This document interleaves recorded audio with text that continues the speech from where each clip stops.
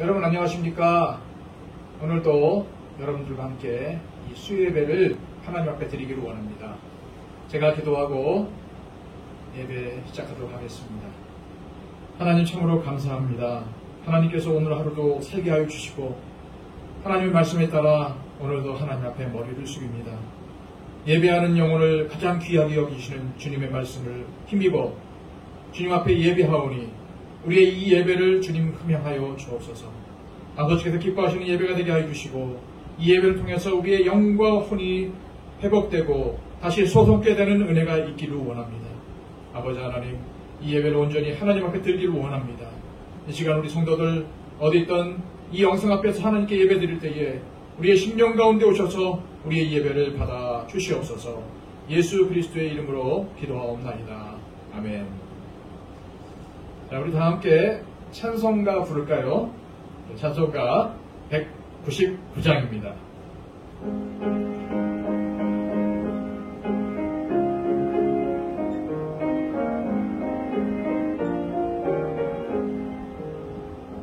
나의 사랑하는 책 비록 헤어졌으나 어머니의 무릎 위에 앉아서 재미있게 듣던 말 그때 일을 지금도 내가 잊지 않고 기억합니다. 귀하고 귀하다 우리 어머니가 들려주시던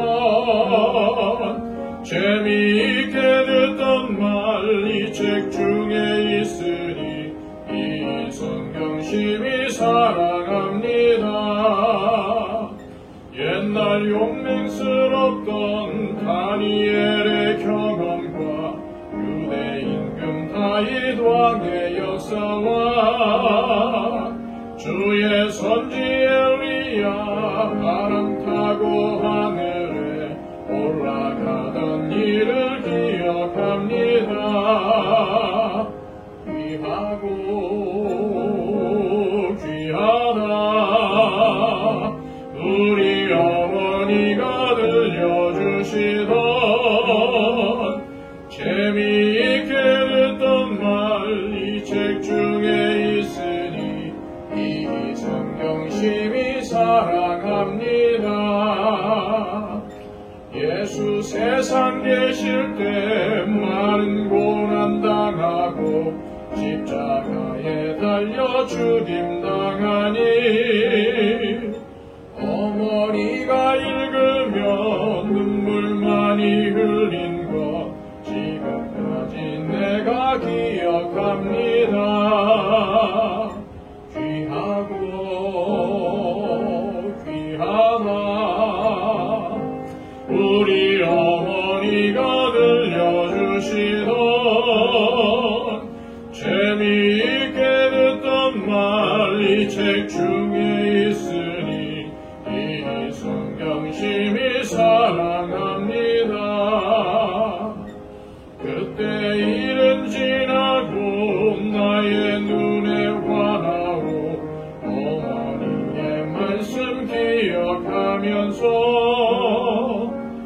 나도 시시때때로 성경 말씀 읽으며 주의 뜻을 따라 살려 합니다. 귀하고 귀하다 우리 어머니가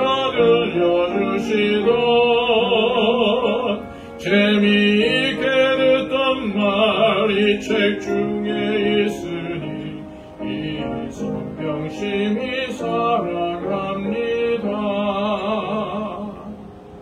아멘. 우리 찬송가 한 장 더 할까요? 찬송가 303장입니다.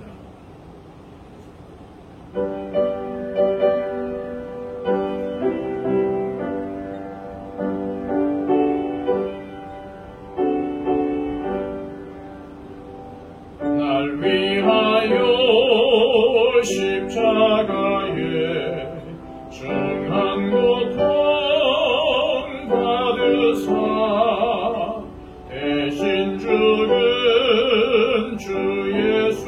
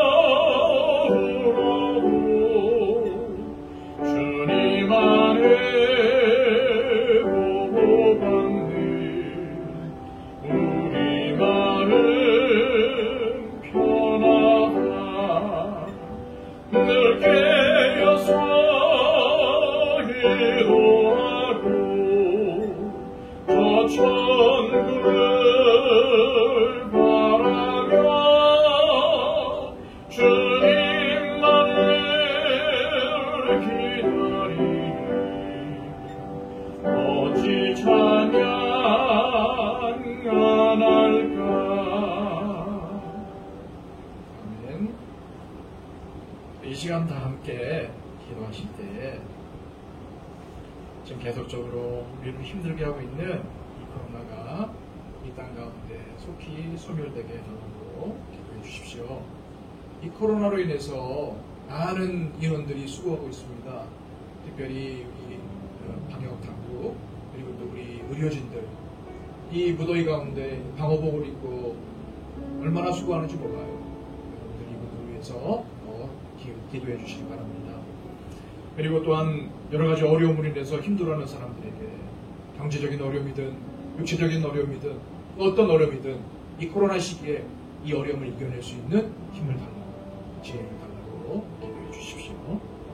또한 이 어려운 시기에 이 한국교회가 복음의 능력을 회복하고 하나님께서 왜 이런 어려움들을 우리에게 주셨는지 깨닫고 이 세상에 빛과 소금의 역할을 회복할 수 있도록 인도해 달라고 위해서 기도해 주십시오. 우리 교회를 위해서 기도해 주시기 바랍니다.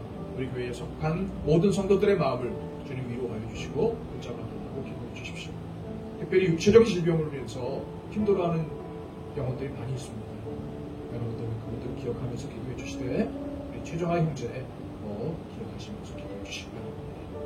그리고 또 우리 교회가 이 지역사회에서 선한 영향력을 끼치는 교회로 회복하고 성장하게 해달라고 또 세워주신 우리 재직들, 우리 항전직들 직분 잘 감당하여서 주님께 영광을 감사하게 한다고 또 새롭게 세워주신 우리 항종직 혜택자들에게 하나님의 은혜를 더하여 주시고 특별히 교회를 위해서 성도들을 위해서 기도하며 헌신하는 이분들이 되게 해달라고 위해서 기도해 주시기 바랍니다. 그리고 또 이 예배를 위해서 기도해 주실 때 말씀을 전하는 저를 위해서도 기도해 주시기 바랍니다. 우리 다 함께 묵상으로 하나님 앞에 잠시 동안 기도하도록 하겠습니다.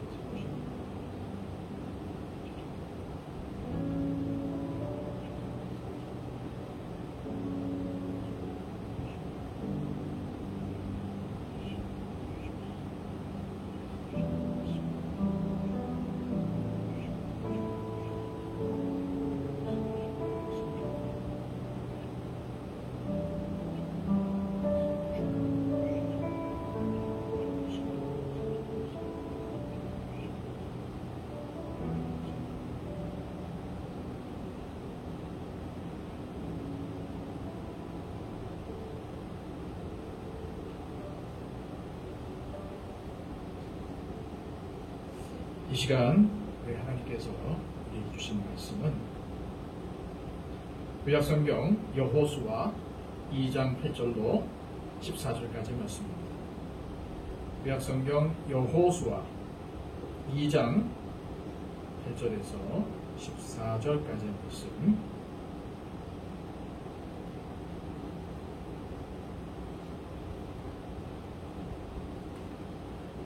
자, 여러분들도 각자의 위치에서 가능하면 말씀을 함께 공독했으면 좋겠어요. 하나님의 말씀입니다. 또 그들이 눕기 전에 라합이 지붕에 올라가서 그들에게 이르러 말하되 여호와께서 이 땅을 너희에게 주신 줄을 내가 아노라.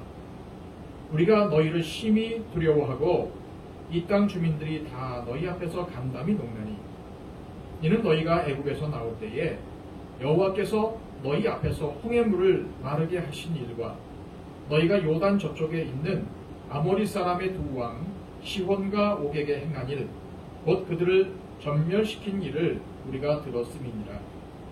우리가 듣자 곧 마음이 녹았고 너희로 말미암아 사람이 정신을 잃었나니 너희의 하나님 여호와는 위로는 하늘에서도 아래로는 땅에서도 하나님이시니라.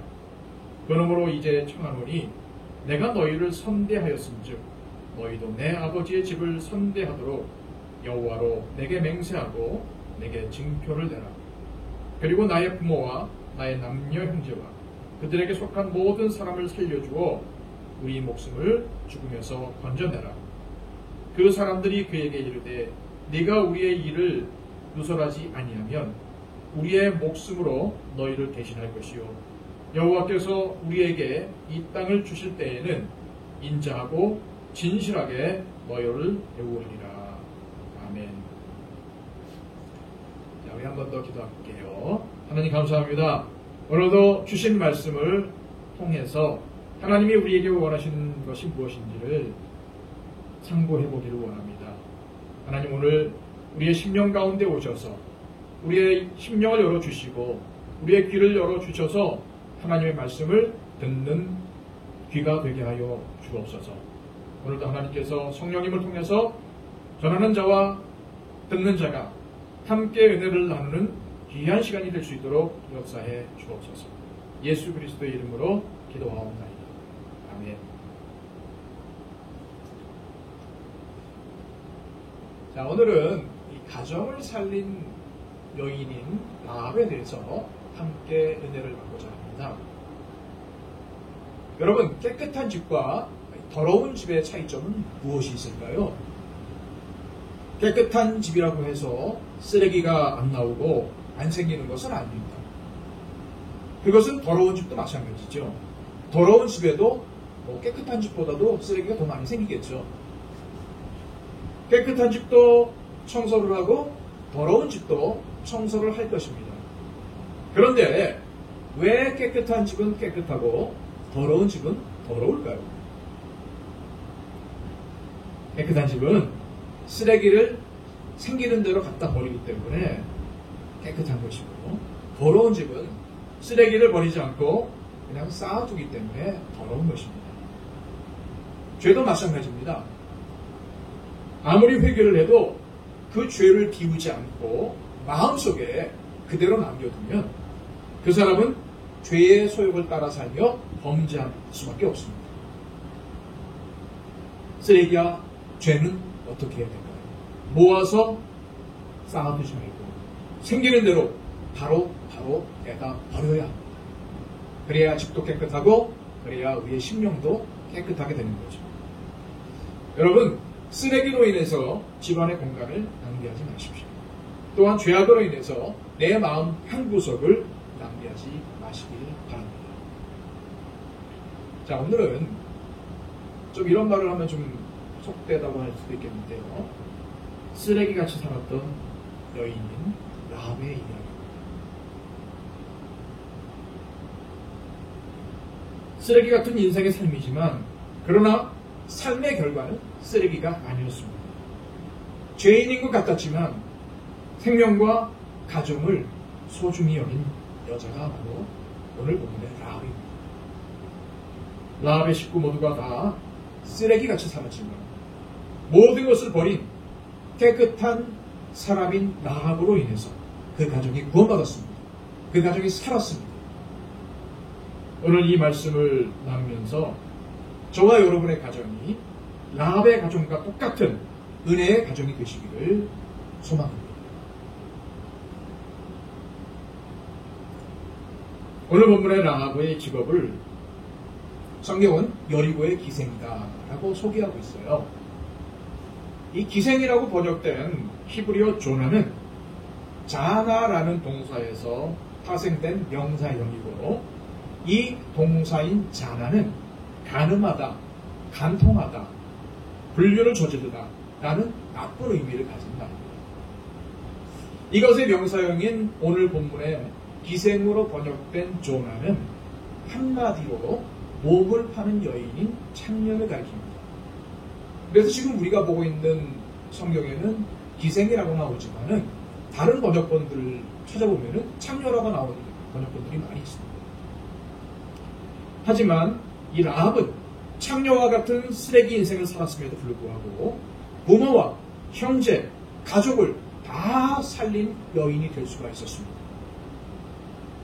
이 라합이 살던 시대는 한 치 앞도 내다볼 수 없는 혼미하고 혼탁한 시대였습니다.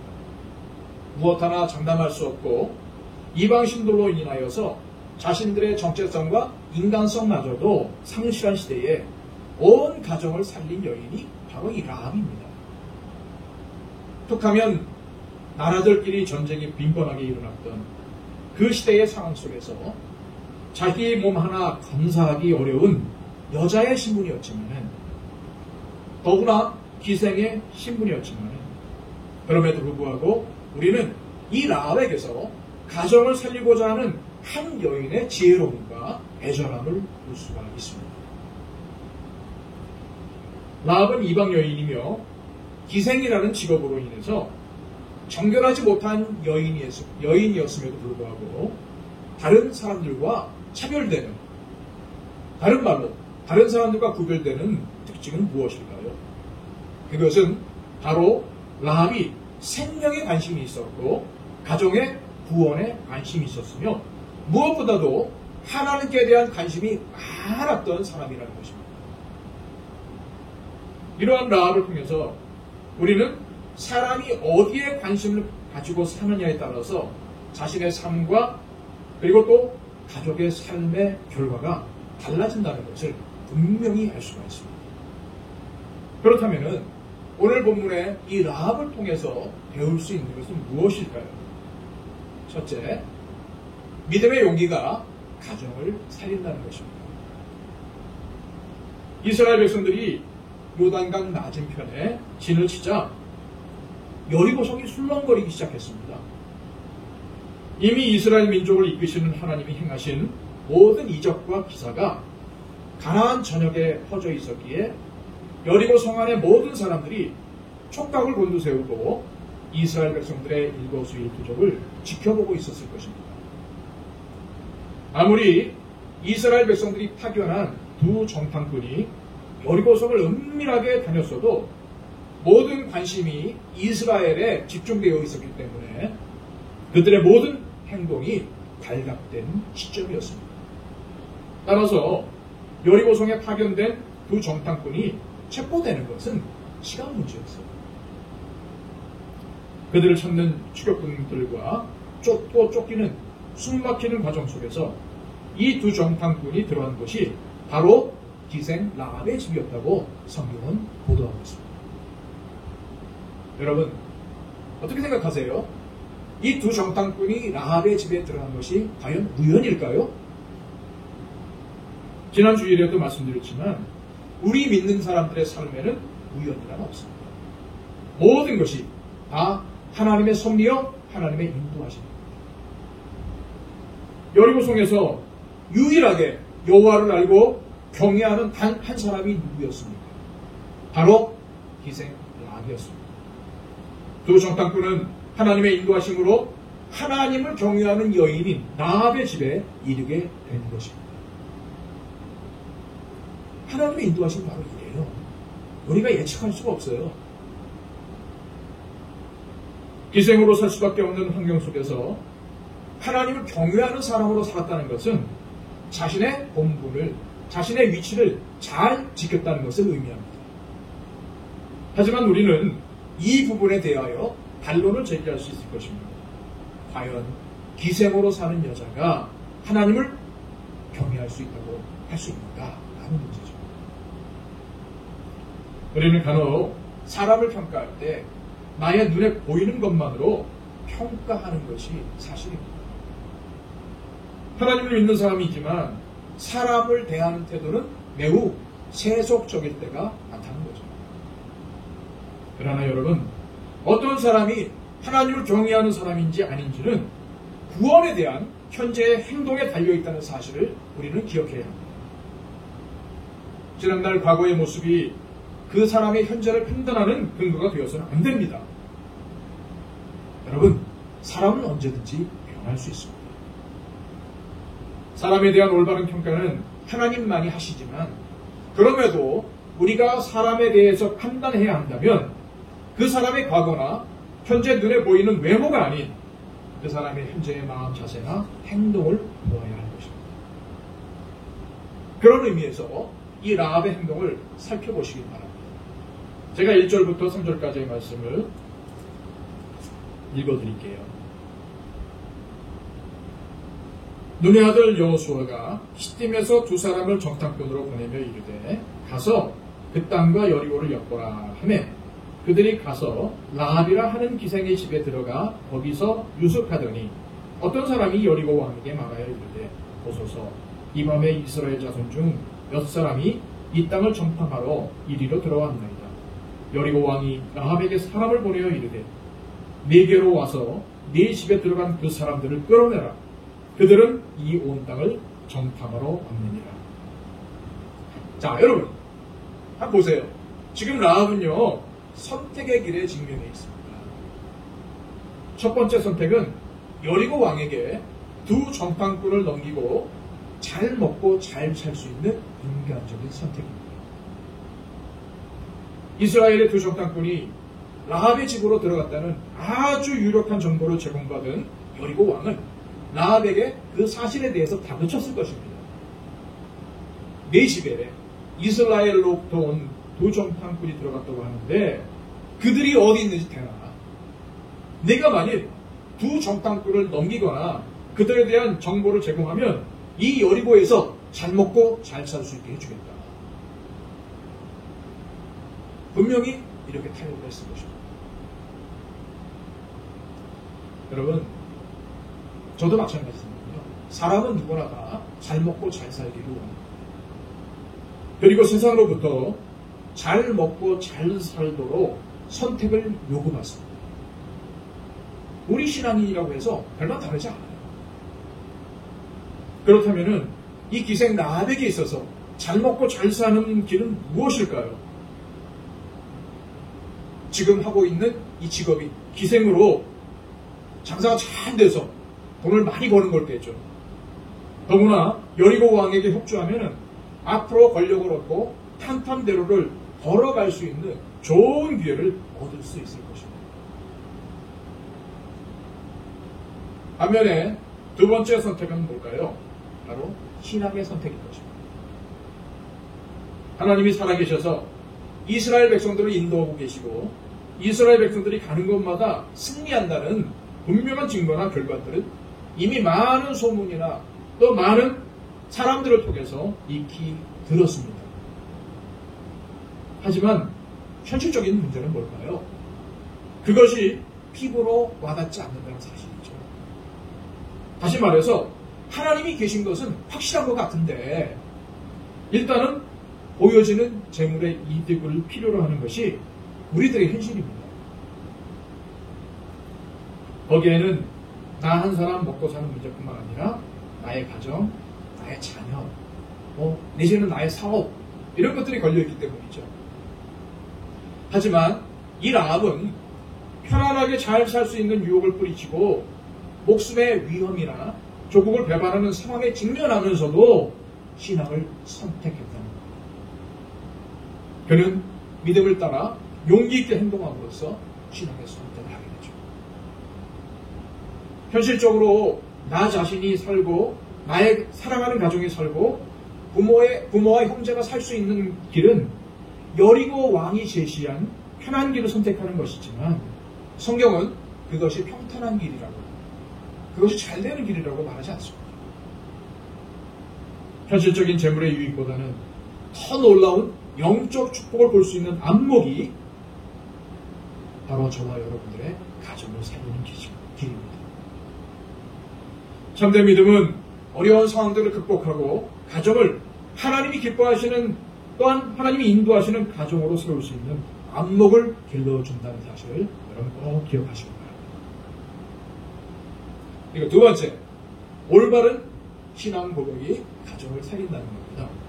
자, 오늘 본문의 9절부터 11절까지의 말씀을 제가 다시 한번 읽어드릴게요.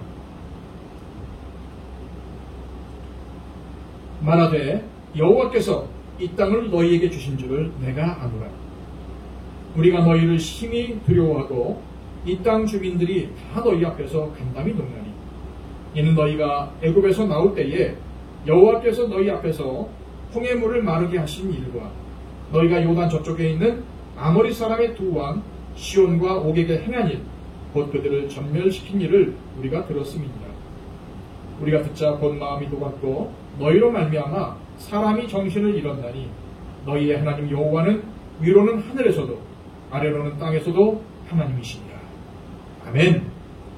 참 이 라합 이방인입니다. 하나님에 대해서 어려서부터 교육을 못 받은 사람이에요. 그럼에도 불구하고 이렇게 고백할 수 있다는 것은 얼마나 멋진 일인지 몰라요.